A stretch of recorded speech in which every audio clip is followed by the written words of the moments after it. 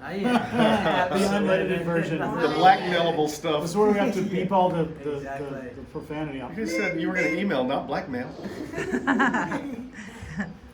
All right, so we're talking about, again, the new album just came out. It's a fantastic album. It's getting great reviews. And you haven't even given it room to breathe yet, and you're already writing for a next album. Yes, sir, I am. And you've got a title, and I mean. No one's heard it yet, but I'm going to go ahead and tell you, yeah, Dave. Well, tell for me. our long story past, the next album is going to be called Gravedigger, and the title track is already done. It's already in the books. It's already ready to go. Probably 6 songs are finished, and I'm probably thinking of March or April release of next year. Of course, these two will have it before anybody else does, because that's how it should work. And yeah, that's what I'm don't talking forget your about. homies. Exactly, yeah. Works for me. Christmas. Yeah. Well, speaking of Christmas, we also have a Christmas single coming out next month. What is it with everybody doing Christmas songs? Yeah, but that's now? Well, everybody's doing Christmas songs, but I wrote one. Okay. So I'm not doing Deck the Halls and Jingle Bells, even though those are great songs. I wrote one called Christmas Every Day. Cool. So I just got the drum tracks back while I was here tonight. The drummer John sent them to me, and next I get bass, and then we'll send it off to Nashville to get it mixed. Sweet. And you guys will have it first. So we're sharing interviews, so Christian's going to ask questions. We're just going to go back and forth and just... Christian's diabolical. He's got that look about him. I don't know what kind of questions we're going to do The here. crazy Mad I Dad. have no idea. From down under. Hey, come on, mate. Okay, anyway. Okay, what's the time? So yeah, because obviously I've really been a big fan, sort of like with the Brave and things like that. So with Evie's Little Garden as an album, what sort of inspired you to bring that album to life after all these years since Trust in '94? Well, as Dave will tell you, I've always been the primary songwriter for the band, no matter who was in it or who was singing or whatnot. One of the things that I think bothers him as much as it does me is when somebody says they're a Christian band. We were talking a little earlier. There are some bands that tend to get to a point where they cover it up, and I never saw the point in that. If I wanted to be a secular artist, I would have been one a long time ago. And so when I started kicking around the ideas for Evie's, for one, that's the song that I kind of got forced into auditioning my vocals for, because I was just putting vocals down to, as a blueprint. And then the guys were like, man, you got to sing this. And I'm like, oh, there's no one else available. I guess I'm out of band members, so okay. So I sang on that song, and when I wrote it, I wanted to have a lyric that kind of told the new generation who's not getting things told to them in their proper format, the way we've heard stuff throughout our lives. And so when I wrote Evie's, I tried to make it a little bit contemporary and tell it in a way that just takes a simple story from beginning to end, from the temptation in the garden, from the original sin, all the way up until in the end you're both going to die. And I just told it black and white, and I think as the album came together, I had different different materials, different titles that God was just kind of sharing with me, and I went after it. And usually for me, I don't know how it works for other songwriters, but something's going to be a hook. It's either going to be the title, it'll be a musical riff, maybe it'll be something that I sing, but at some point it all just clicks. And all the songs that I write, they don't take long. I don't struggle with them. I don't know how people struggle with them. I'm just fortunate. I know Michael Sweet's a lot like this. He can sit down and write an album in 2 weeks. I don't know if I could do it in 2 weeks, but I know that I could come up with an album's worth of songs in a short amount of time. Of course. And so that's how the album came about. The title, I knew I couldn't have come up with a cooler title than Evie's Little Garden, so I was like, okay, let's go with that. So that's how it came about. Oh, excellent. That was brilliant. So, you sang on Evie's Little Garden, and you're going to sing on this next one, which is a landmark thing, because it's the first time you're going to do a singer on 2 albums consecutively. Yeah. And surprised all of us, because we're like, everybody, I'm like, he's going to sing? And of the I same know gender. he's- Of the same gender. Yeah. I don't have a girl this time. It's me. It's a guy twice. So. And so how did this come about? You discovered that you could actually sing. No, one of the things I loved about your interview, because for those of you that don't know, Dave and I have known each other for decades, right? So we kind of grew up together. I didn't know he could sing, and now you're discovering the same thing that I am. That singing's kind of cool, right? I had fun with it. But neither one of us started out like that. And I found out that I could sing by the band members. So when I was sending the demos around to at the time Freddie was involved, So I sent them to Freddie. He was sending them to John, and I didn't know it. So John called me and he goes, "What are you doing, man? We don't need to look for a singer. You need to sing this stuff." So Evie's was the challenge. The song Evie's was the challenge because, and as you can hear at the end, I tried to do a little scream. Well, on Gravedigger, I can assure you that I've done my due diligence. There's going to be some serious screaming on that. Okay, cool. So there's, before I leave, I'll play you guys the track if you'd like to hear it. And it's different. I discovered I could sing because every time I'd demo up a song to send to the guys, I was pushing myself. So I was trying to see, I didn't think about trying to sound like anyone. I didn't want to try and sound like James or Randy because how could you? I certainly couldn't sound like Amanda. And I also knew when I started it that there were some really big footprints that I had to not fill, but cast my own. There was no filling Randy's, there was no filling James's. They were both phenomenal singers, and I love their voice. To this very day, two of my favorite singers I've ever met or ever heard. Very different. Randy was more for the grungier music. James is more for the polished Scorpions, Foreigner type of thing, and me, I'm just kind of trying to figure out who I am right now. But if you listen to Evie's and then you listen to Lucid and then you listen to Come to Me, different vocal approaches. But I will tell you one of the things that helped me discover, and I know some of the heroes that you have, and we share a lot of the same ones. But Jolyn Turner, I love Steve Perry, but I'm nothing at all like a Steve Perry. Lou Graham, Oni Logan from Lynch Mob, one of my favorites of all time. The grunger guys with a little grit in their voice, I discovered that that's kind of my thing. But one of the things John Alfonsi told me, and I'm going to share that with you right now, that's helped me a lot, is I asked him, I go, how do you sustain this tone of yours? Because he just has this magnificent, wonderful tone. And he said, never sing louder than your speaking voice. He goes, that's how I've maintained it all these years. He goes, and plus, if you're not pushing that hard, it's easier to keep your intonation pitch correct, right? So that's what I tried to do. And it's not all that easy when you start getting up into a certain range. Michael Sweet can do it. Dale Thompson, they can do it all day long, any volume that they want to, but I'm not that equipped. So I'm kind of finding my way now, but for me it's mostly about phrasing and listening to what the lyrics saying. And since I write the lyrics, it comes a little bit more quicker to me because I know what I'm going to say, I know what I'm going to sing about, and there's certain places, you were doing something tonight in the song that I heard you sing, Dave, where you were going round and round and round, and that was a hook. That was an Aerosmith. And I was totally listening, yeah, but when you did it, it jumped out at me. Right, it jumped out at me, and I thought that's a really cool thing when you can find something that people can grab and remember. It's memorable. So that's the stuff that I look for when I'm singing. And I think Evie's was me trying to figure it out. Gravedigger is me laying it out because now I know who I am. Now I know lyrically, vocally, tone-wise what I have to deal with. Yeah. So some things are stretching, some things are getting a little bit, and I haven't spent 30 years blowing my voice out. So a lot of the guys my age, they sang, 20, 30 years. I didn't have to do that. Right. So I got a good 3 or 4 years of life left to crank it out, So cool, man. No, I mean, that's cool. You've really put a lot of thought into this. I mean, I'm just like, I haven't thought about anything. I just go out there and yell and hope for the best, man. I'm not thinking about phrasing. No, it's better than that. I'm just like. Okay. For the listeners that don't know, tonight Dave and I put together Dirty Water and Trust, and we did it acoustically, and he killed it. I mean, he did a great job, so it was a lot of fun.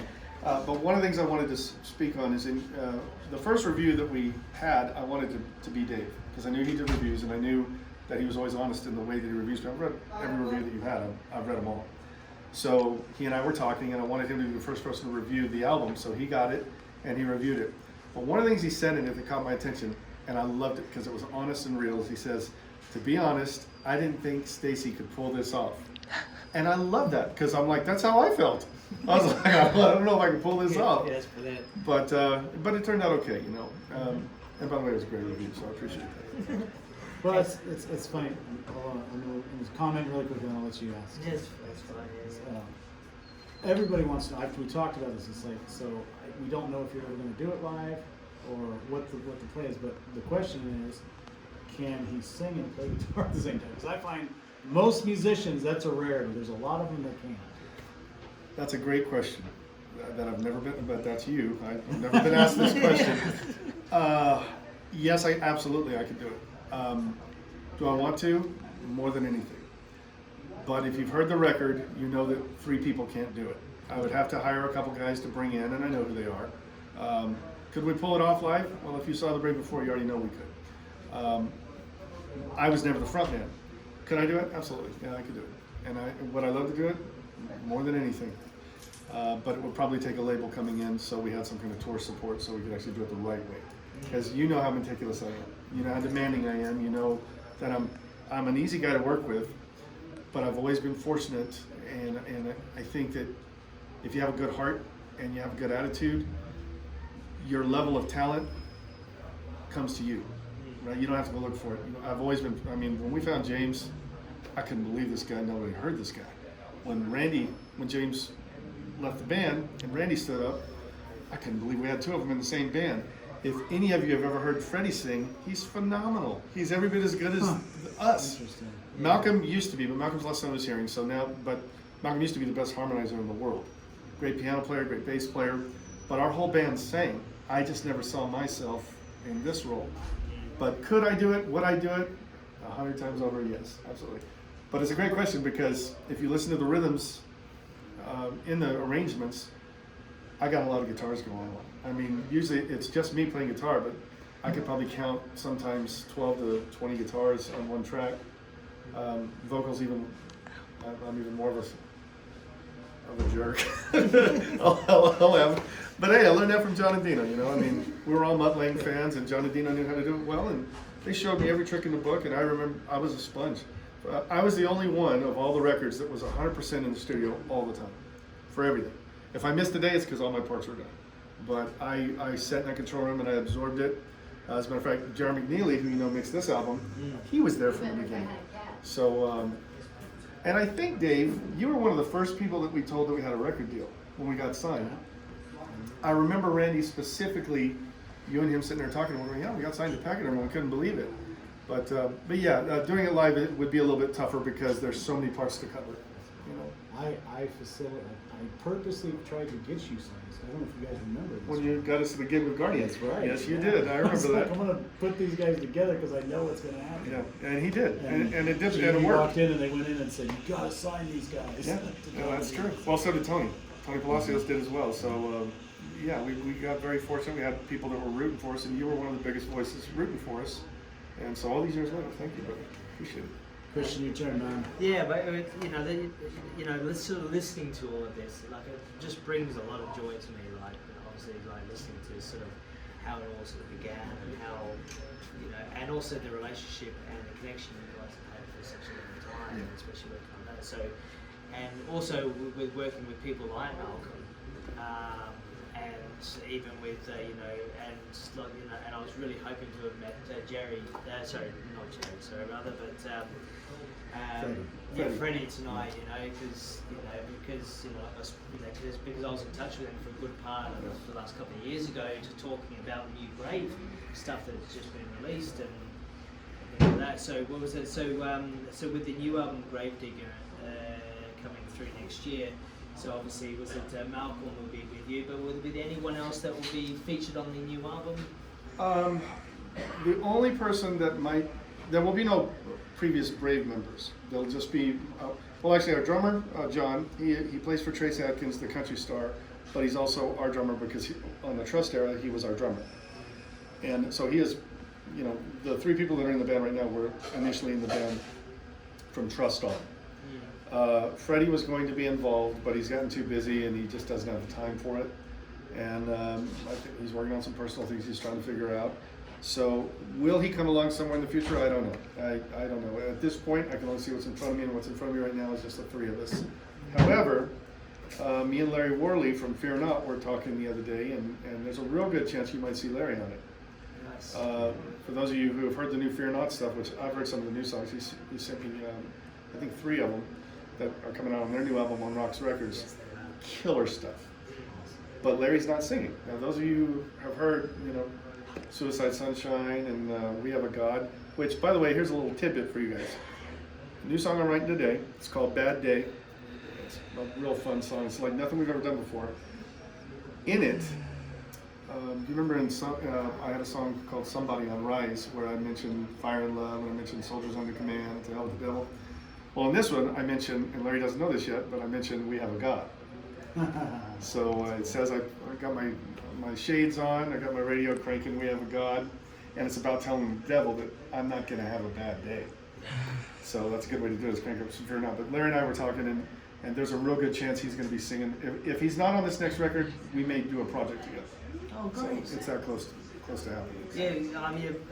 Yeah, because Larry's really been instrumental, especially with a lot of the current sort of, with a lot of the current new sort of artists that are coming through today, like Jamie Kaczynski of like 13 Minutes, and also doing the Cardio Complex, and then obviously with yourselves now, obviously, which is really good.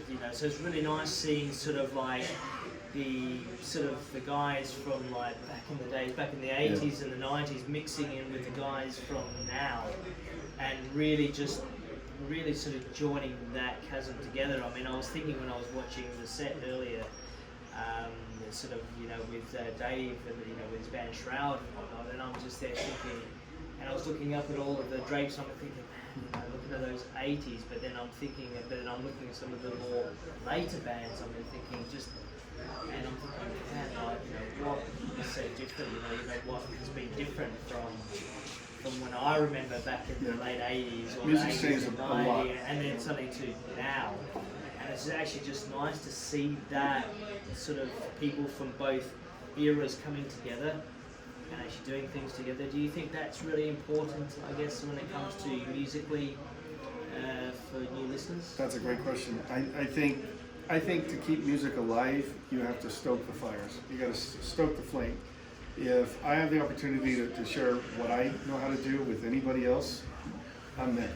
Dave and I were talking earlier, man, if there's anything you need, just let me know. I have a fully equipped studio. With something like Larry and I working together, it isn't about, rah, we're on Pachyderm. It's just that we're good friends. And I think that when you can do something to share your gifts with somebody else so that their gifts can be heard as well. I mean, Fear Not has a different audience than we do. We have a different audience than Fear Not. But we have a lot of them that love both bands. I mean, we all loved Guardian when we got on Pachyderm. We were all about Guardian and Striper and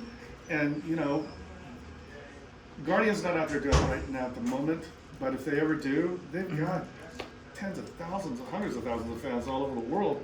One of the things about EVs that I was shocked about is how many people from how many different countries listen to us, yourself included. You were telling me earlier about how in Australia, you found our album and you heard it, and we had no idea until you just told. We didn't know until we started selling EVs because we weren't into marketing or promotions. And then all of a sudden, we've shipped to Spain, Italy, Honduras, Puerto Rico, Canada, Brazil. England. We're selling you and I were talking about. I can't believe I'm able to get my stuff over there, but it's every day orders are coming in and we're sending it out, and the more people hear quality songs, because I'm telling you, this new Fear Not stuff, you guys are gonna. I'll ask Larry if I can send you a couple of videos. But it's really good. It's extremely good, and I think you make a really good point. When the bands can kind of get together to remind people of what's so great about a great song, it's a great thing. And stuff like podcasts, internet radio shows like you guys do, internet magazines that remind people that, man, there's these other bands. There's new stuff coming on like Gold, Frankincense, and Myrrh. Different kind of music. I mean, different kind of, but it's cool. Yeah. There's Cardio Complex you were talking about. All these bands that I'm hearing now, the music scene has changed. There's not the same kind of venues. There's not the same kind of promotion. The record labels aren't the same. Now, Eva's Little Garden, I did it all at home for my parts. Now I have a full-blown studio that I'm doing it in, but I don't think the results are going to be much different. It's about the gear, the songwriting, the musicianship, the quality of the songs, and folks like yourself who are willing to help us promote it. But yeah, I think the model has changed, and we're all trying to figure out a way to change with it. I think pairing, Michael Sweet's been pairing up with anybody and everybody. George Lance, he's got all these Tracy Guns. Yeah, he's doing whatever he can to stoke the flames to keep music alive. Because from a music industry perspective, it's not the same thing that was going on in the 80s. If it was, we'd be on a much bigger set. We'd all be on, bigger lights and just having the same kind of good time. Yeah, So. We got just a couple more questions. I'm gonna ask one. kind of question. I'm afraid of this. Here You got that look in your eyes. Here it comes, and then I'll let Christian finish on this. Okay, so going all the way back, and you see the photos, and the joke was. He texted me this photos. I already know what it is. All the photos, I put them up in the review, the whole facts photo. Like, so everybody's like, yeah. So like when we first started and saw him, your hair was leaving a little bit shorter than it was really, really curly, and everybody was like, so there's the band, and at that time they were called Facts. It's like, so you got the rock stars, you got the rockers, and then they're dentists. Yeah, that is a fact. We used to laugh about that. There were 2 times where I got stopped at the gate because they said, no, this is only for band members, and it's my band. And I go, I'm in the band, and they're looking at me like, well, you look like the guy on General Hospital that was dating Tony Geary, I think his name. Had a little afro and stuff like that. Now, once we got signed, I was able to get it, a little longer and stuff like that. But you went through a lot of changes. The wardrobe stuff. I mean, I was just like, what are they going to look like this time? No, the greatest thing is we used to open our shows with we'd have a big keyboard intro, and all of us would be looking at the ground, and then our hands would come up at the same time. And he did that to me tonight, and I hit the floor laughing because I'm like, I forgot that we did that. But and they had these nice shiny silver bathrobe type things that they wore. You got to bring that back, man. No, mine was a gold kind of lame with tails. I don't know why and can't explain it. And Dave, I'm gonna find your tombstone one day, and I'm gonna put a gold lame thing on it. Yeah, things change. I mean, you roll with the times. When we started out, we were never a glam band, but we did have a glam kind of. I think what I'd refer to it as is an image problem.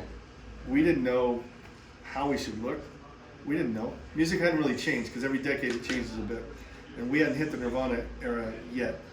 When Battle Cries came out, we were probably 2-3 years behind. If this album had come out in the 80s, it would have been a way bigger deal. Yeah. But we were one of the fortunate bands, that I think sometimes is missed is we've survived some things most bands don't. One, we were not only to survive a singer leaving, but we had an equally as good singer step up from within the band.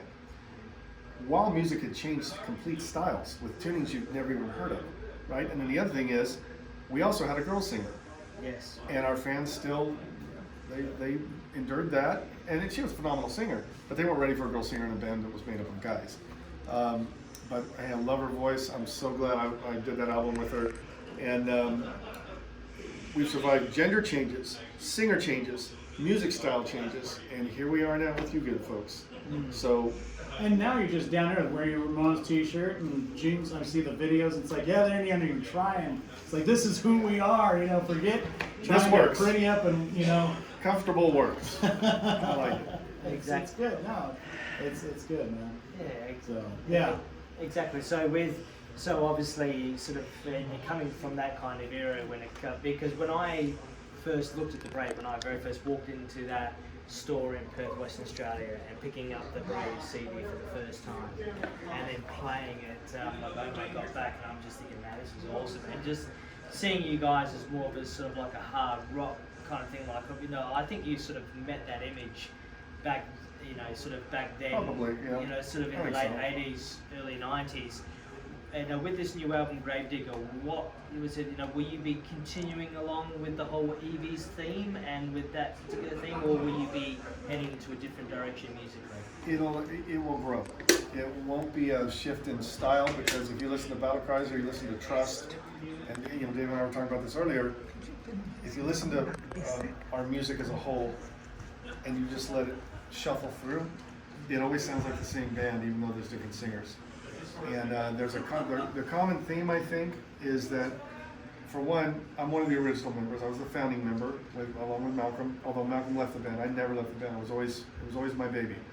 Now I have complete control over it, and what John and Malcolm would tell you is I don't try to control anything. I send them the tracks, let them do their thing, and it becomes what it becomes. And a lot of times when John sends me a track back, specifically John, Malcolm and I have been together since I was 13, 14 years old.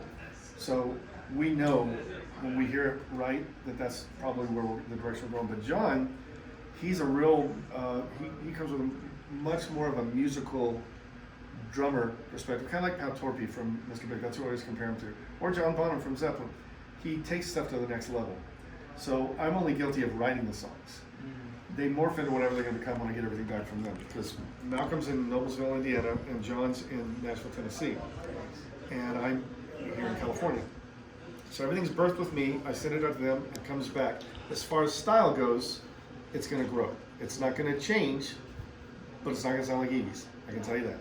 So it's kind of like if you take Dave in 8th grade or you take Dave in 12th grade. The same guy. It's just things have changed. Yeah, cool. But the things that you like, the big vocals, the big drums, the big guitars, the finally shredding guitars. Now that one of the things John and Dino would never let me and Freddie do is just take off, and we wanted to. Man, we were especially me. I was in the gate ready to run, and we had a song called "Ride with the Rhythm," where John said, "So just go from the bottom of the neck to the top as fast as you can." I said, "All right." Got it first take, drilled all the way to the top. It was my crowning achievement. And they cut it. I never forgot that. I never forgot it. So I have this real safe solo on Ride with the Rhythm. It's still me. It's not the one that I wanted. So now that you notice on Evie's, if you compare the guitar solos on Battle Cries, which about probably 70% of them are me, you can hear the same feel, but I am not staying within my boundaries. I'm really trying to work the outer rims of whatever the chord progressions are. So as you're learning to sing, you're trying to push things to see where can you go where it's still going to sound like you have a direction, right? Well, on Gravedigger, a couple things have changed. I've got 2 new Les Pauls, thanks to my lovely wife Janet. I've got a Soldano now, as opposed to most of Evie's was done with a 5150. So now I went from having 4 guitars to about 12. Sonically, it's going to be bigger. The only things that will remain the same is Jared McNeely is mixing it. And the graphic designer who did we went from having the Battle Cries album cover, which none of us were real big fans of, although it was a great album, to the Evie's, which to me is a work of art. The guys, I found this guy on my own, and he's also doing the cover for the Christmas song that's coming out next month, and the Christmas album that we're going to release. That's also news. Next year, 2023, we'll have an all original Christmas album with not one cover on it. All written by me and all very Christmassy for your Christmas music festivities. So yeah, that will be the only change. We'll use the same team, but the songs are going to get bigger. So. Brilliant. Well, thank you so much for your time. I'm sure you we've guys. got a million questions we can go all night, but I think there's another band wants to play. So. Right on. And we'll do a follow-up, when the new stuff comes out. Well, I would just want to say to your guys as listeners, listen to these guys. I mean, keeping music alive is a really hard thing. And these guys are going from 2 different sides of the world, 2 different sides of the ocean, to try and keep, what they bring to the table to keep music alive. Support them in any way you can, because they're good guys. They talk to everyone, they work with everyone. Good bunch of dudes. So, and their names will be in the credits on Gravedigger, by the way. As yours already was on Evie's, so. Thank you for that. So. I know, I saw all that. I was raging with jealousy. You're next, mate. You're in the inner circle now. So. That's right. That's That's right. No worries, that's fine. Thank you so much, Stacey. Thanks, guys. Appreciate it.